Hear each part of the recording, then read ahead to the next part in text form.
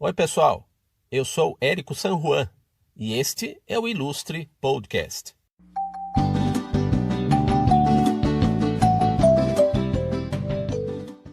O nosso convidado é um caipira que mantém vivo o legado de um outro caipira raiz.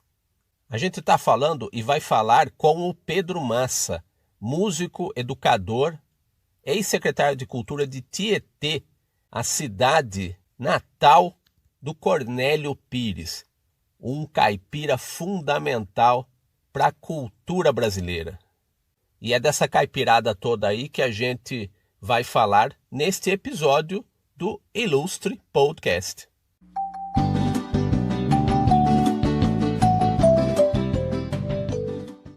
Oi, Pedro. Obrigado por participar do Ilustre Podcast, por ter aceito o nosso convite. Vamos falar do Pedro músico, do Pedro que preserva um legado de um caipira raiz, o Cornélio Pires, mas que tem uma trajetória ligada à música. Não só a música caipira, mas a música pop, né? Conta pra gente de como você teve contato com a música, se desde cedo era isso que você queria para sua vida. Conta aí como é que você chegou nesse caminho de ser músico. Olá, Érico. Olá, ouvintes do podcast. Bom dia, boa tarde, boa noite a todos. Primeiramente, eu gostaria de agradecer pelo convite. Eu fiquei muito contente poder trazer um pouquinho aqui sobre o meu trabalho, minhas atividades do Instituto Cultural Cornélio Pires e poder falar um pouquinho de Cornélio, poder falar um pouquinho de cultura raiz, cultura do nosso interior paulista. Muito obrigado, estou muito contente mais uma vez, obrigado pela oportunidade. Eu comecei a minha carreira musical muito cedo, por influência da minha mãe. Minha mãe me matriculou logo cedo na aula de piano e tinha uma coisa bacana que eu lembro, que eu não sabia ler, não sabia escrever, mas já sabia tocar piano. E isso foi uma das questões de eu não ter tido iniciação musical em partitura, porque eu comecei muito cedo. Eu não sabia ler e escrever, mas já sabia tocar. E durante a minha vida, a minha relação com a música foi se estreitando cada vez mais. Eu acabei partindo para o conservatório em Tatuí, lá me formei em piano. Também tive contato com a guitarra, com outros instrumentos, instrumento de sopro também, alguma coisa. Então isso foi tomando uma porção grande na minha vida. Logo já estava em bandas, das bandas já comecei a querer montar meu próprio estúdio para poder fazer as minhas gravações. Então, o meu caminho já estava traçado desde cedo. Comecei a compor muito cedo também, comecei a escrever muito cedo. Isso foi uma coisa muito forte dentro de mim e é ainda até hoje, E eu direcionei todo o meu trabalho, toda a minha arte para isso. Seu caminho, a sua trajetória, não dá mais para a gente dissociar do Cornélio Pires, né? Eu sei que, como multimídia que foi, o Cornélio é uma figura muito difícil de você definir em pouco tempo, né? Mas vamos fazer essa tentativa aí, né? Quem foi o Cornélio Pires, Pedro, que levou você a se interessar e depois cuidar e preservar a memória, a obra desse artista fundamental para o nosso país? Sem dúvida, Cornélio Pires é uma figura ímpar, Um grande intelectual paulista, um intelectual brasileiro, um grande incentivador do nosso folclore, do regionalismo, das questões sobre o caipira. Foi pioneiro em muitas facetas artísticas no país, não só na literatura, mas também no teatro, na música, no stand-up. Ele foi uma grande pessoa de uma importância ímpar para o nosso país. Cornélio Pires é a linha divisória entre o caipira O caipira antes do Cornélio Pires e o caipira depois do Cornélio Pires, né? Outra questão foi a de Cornélio levar toda essa nossa cultura caipira, né? Que era a base da estrutura do país na época, para o menu, para o cardápio cultural brasileiro, né? Foi o Cornélio que levou o caipira para a música, levou o caipira para os palcos, para a literatura, né? Acabou registrando os costumes do nosso povo através da etnologia caipira, né? E eu me apaixonei por essa questão porque eu encontrei nele, como você mesmo disse, né, um artista multimídia numa época em que essa palavra nem existia ainda, né? E a minha passagem pela Secretaria de Cultura aqui em Tietê, eu fui secretário de Cultura no município durante 2 gestões, fui curador do Museu Cornélio Pires. Então, nesse momento, eu tive contato com essa obra dele, com a importância e senti a necessidade de trazer isso a conhecimento das novas gerações, colocar isso na mídia digital, colocar isso nas plataformas, recolher, agregar todas essas músicas, as canções, todas as histórias, os livros, enfim, todo esse trabalho que o Cornélio fez há 100 anos atrás, né, trazer isso para o contemporâneo e conhecimento e colocar Cornélio no pedestal que ele merece, né, tendo em vista a necessidade que nós, principalmente paulistas, né, temos de intelectuais que nos representem, né? E Cornélio, sem dúvida, é um deles. Pedro, uma das facetas do Cornélio Pires foi a literatura, né? E ele foi um autor de muito sucesso na época dele, né? E lá se vai praticamente um século aí das primeiras conquistas do Cornélio Pires relacionadas à divulgação e à penetração da cultura caipira, né, do interior paulista. Queria que você fizesse uma comparação aí, talvez até um contraponto, entre a figura do Joaquim Bentinho, esse personagem tão marcante do Cornélio Pires, com o Jeca Tatu, do Monteiro Lobato. Geralmente se identifica o caipira pela figura do Jeca Tatu, a figura que o Monteiro Lobato imortalizou, né? Mas o Joaquim Bentinho tem uma importância fundamental também para fixar essa figura do caipira no imaginário popular, né? Então conta pra gente do Joaquim Bentinho, do Cornélio Pires, e do Jeca Tatu, do Monteiro Lobato. Diferenças, talvez semelhanças entre eles, né? E cabe lembrar também que o Monteiro Lobato era um fã incondicional do Cornélio Pires. Realmente, né? São dois estereótipos diferentes sobre o caipira, né? O estereótipo do caipira do Monteiro Lobato, ele nasce de uma frustração que o Monteiro teve quando ele herda a fazenda da família dele e não consegue tocar a fazenda, deixando a fazenda na mão dos colonos, né? E a fazenda faliu, não ia para frente. Ele pôs a culpa no caipira, pôs a culpa no colono, que o caipira era um bicho preguiçoso, é, que ele, enfim, né? Toda aquela retórica redigida em urupês, né? Na publicação de Urupês. Então, o caipira do Monteiro Lobato nasce dessa frustração com esse estereótipo de insolente, de vagabundo, de preguiçoso, de doente, né? E o estereótipo do caipira do Cornélio já é um estereótipo de um caipira esperto, um caipira inteligente, um caipira que estava mais próximo da população brasileira, né? De como era realmente a nação, as pessoas da sociedade. O que acontece aí é que o caipira do Monteiro Lobato, ele se fundiu com o caipira do Cornélio e se apresenta, por exemplo, no Jeca Tatu do Mazzaropi. Esse estereótipo do caipira que o Mazzaropi apresenta no cinema é a mistura entre o Joaquim Bentinho, a sapiência, esperteza intrínseca do caipira, né? E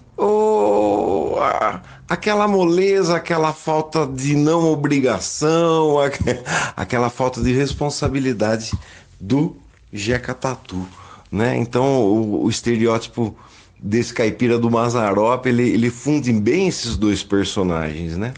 Por que que o caipira do Monteiro Lobato ele fez muito sucesso? Fez muito sucesso porque ele foi distribuído lá no personagem do Biotônico, lá do folhetinho do Biotônico, que acabou patrocinando essa história do almanaque, né? E o almanaque biotônico foi conhecido durante décadas no Brasil. E o personagem do Monteiro Lobato, o Jeca Tatu, ele estava lá presente. Então, isso ajudou a divulgar o personagem do Zeca Tatu do Monteiro Lobato durante as décadas, né? Quanto que o personagem do Cornélio Pires, ele fica um pouco preso lá dentro da literatura do Cornélio mesmo, né? E essa que é a questão que leva mais a conhecimento. Mas o estereótipo do caipira do Mazzaropi, ele acaba fundindo essas duas personas e aparece aquela figura interessantíssima que a gente conhece, né? Eu sinto também que essas duas figuras distintas de personagens, né, eles não se gladiaram, eles não lutaram e nem disputaram, né, eles acabaram fundindo esse personagem do Mazzaropi. E outra coisa interessante que é interessante colocar aqui que lógico, ambos eram fãs um do outro, tanto Cornélio fã do Monteiro Lobato e o Monteiro Lobato fã do Cornélio Pires. No entanto que Monteiro Lobato foi o cara que mais editou e publicou livros de Cornélio Pires, né? A maioria dos livros do Cornélio Pires foram editadas em editoras que foram de Monteiro Lobato. Um dos trabalhos que você trouxe a público mais uma vez de uma maneira muito criteriosa foi a obra do Cornélio Pires em disco, né? Que agora está tudo na internet para quem quiser ouvir, né? O Cornélio Pires foi o pioneiro da gravação dos discos de música caipira no Brasil. Então conta pra gente da aventura do Cornélio Pires para gravar esse repertório, né? A descoberta da primeira dupla caipira, das primeiras duplas caipiras do país. Essa aventura aí vale a pena se relatar para o ouvinte aqui do Ilustre Podcast. Essa história é uma história muito bacana, né? Cornélio Pires, ele resolveu levar para o disco no Brasil todo aquele espetáculo que ele fazia com a turma caipira e os shows que ele levava pelos palcos do Brasil, né? Ele começou a sentir uma falta de material nacional nas rádios. Então ele resolveu montar essas duplas, produzir esse material e gravar uma coleção de discos. Então ele bolou esse projeto e levou para o Byton Júnior na época, né? Que não topou fazer o projeto, falou que era um investimento que não ia dar certo e ele não ia ter lucro com isso. E Cornélio resolveu bancar isso do próprio bolso e perguntou para ele quanto custaria para ele bancar os próprios discos do próprio bolso, né?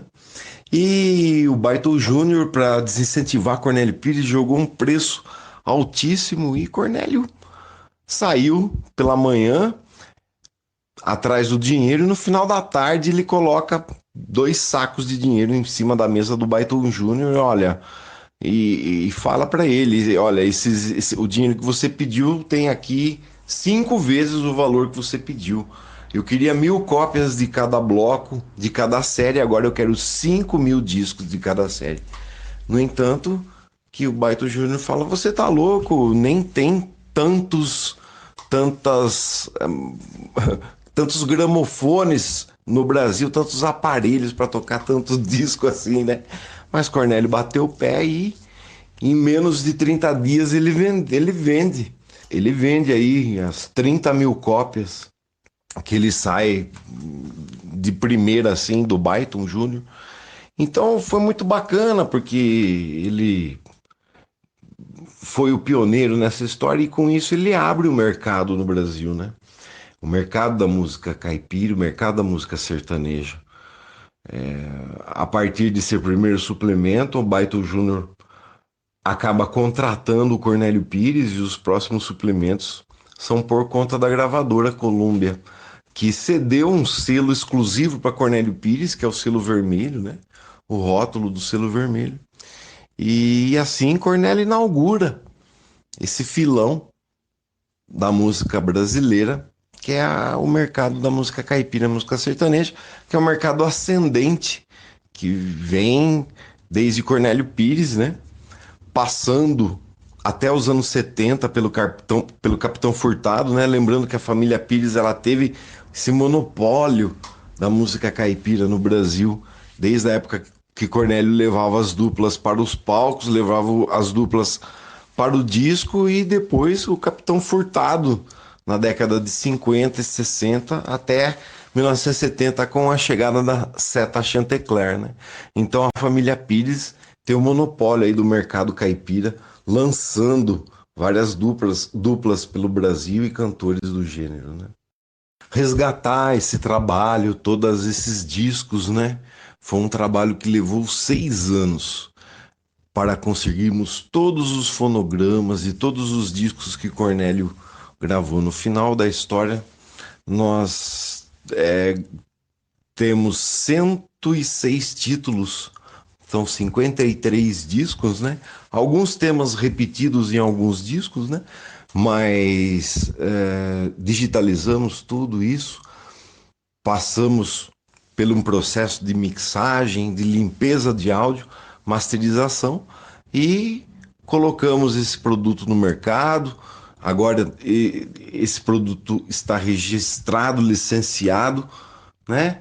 E através desse licenciamento ele está em todas as plataformas digitais à disposição dos interessados, né? Então foi um trabalho muito bacana que levou 6 anos para conseguirmos todos os fonogramas e agora Cornélio Pires e a sua obra está à disposição, né?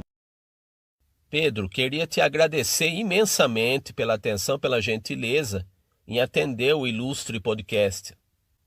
Fala aí pra gente das atividades do Instituto Cornélio Pires, o qual você está à frente, né? Para cuidar mesmo desse legado da obra do nosso caipira raiz. E fala também da sua carreira musical, o que você gostaria de continuar fazendo daqui para frente, né? Tanto no seu lado mais pop, quanto no repertório caipira de todos os tempos, né? O bom repertório aí clássico e que tem muito do que o Cornélio Pires divulgou pra gente em décadas passadas. Valeu, obrigado mais uma vez, viu? O Instituto Cornélio Pires, ele é um sonho que hoje se tornou realidade nas nossas vidas e eu e o Fábio Tomazella, a gente vem trabalhando à frente do Instituto, sempre em parceria com o governo do estado ou com o governo federal, através de um PROAC, através de alguma lei, alguma coisa. E ele nasceu com o intuito de resgatar, de multiplicar, levar conhecimento das novas gerações, o trabalho, a obra e cuidar também do espólio do Cornélio Pires, né? E nessa história do Cornélio Pires, outras questões, outros trabalhos pegaram carona nesse cometa, que são as manifestações regionais aqui do interior do estado de São Paulo. Na questão aqui da nossa região, nós já fizemos projetos junto de resgate ao Batuque de Umbigada, já fizemos projetos de resgate dos foliões do Divino, do Cururu. Então, tradições, raízes, coisas que pintam o universo caipira, o universo folclórico, o universo raiz paulista. Então, esses são os elementos que nós trabalhamos através do Instituto e já há 12 anos nós estamos fazendo essas ações e carregamos o título com honra de sermos os artistas independentes no estado de São Paulo que tem mais parceria com o governo nesses 8 anos né? Desde 2012 nós estamos trabalhando, são 8 anos trabalhando aí com o Instituto e realizando projetos em pró ao Estado de São Paulo, em pró à cultura, né?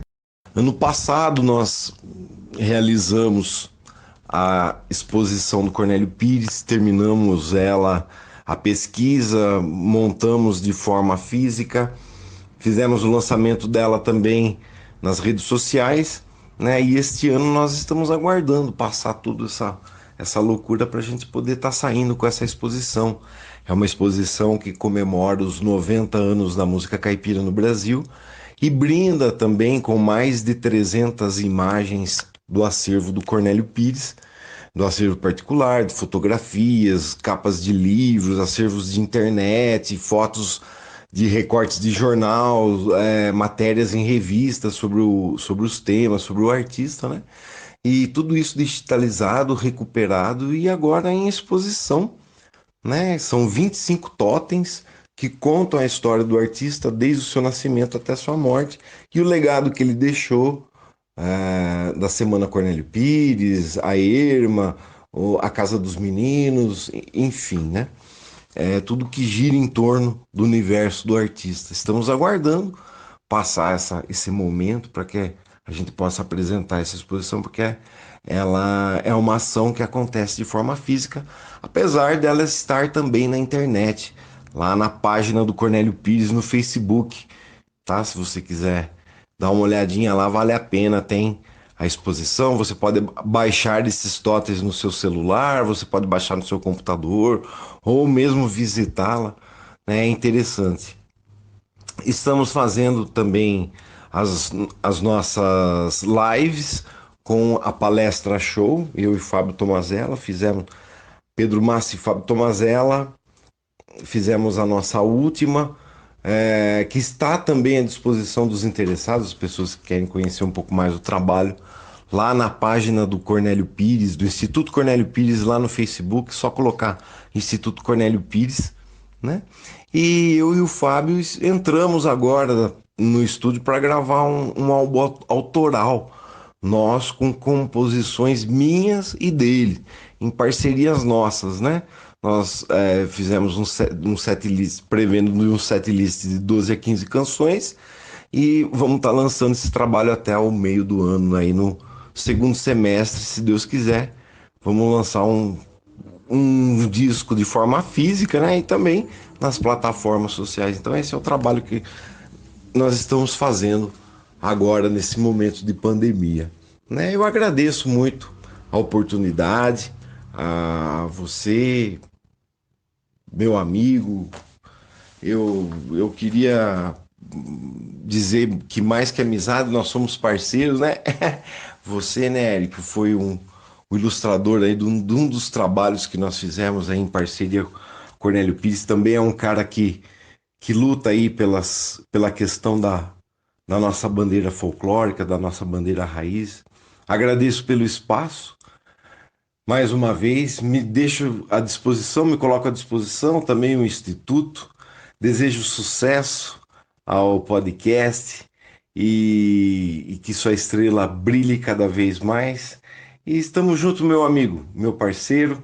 Obrigado pelo convite, fiquei muito contente. Um abraço para você e para todos os ouvintes.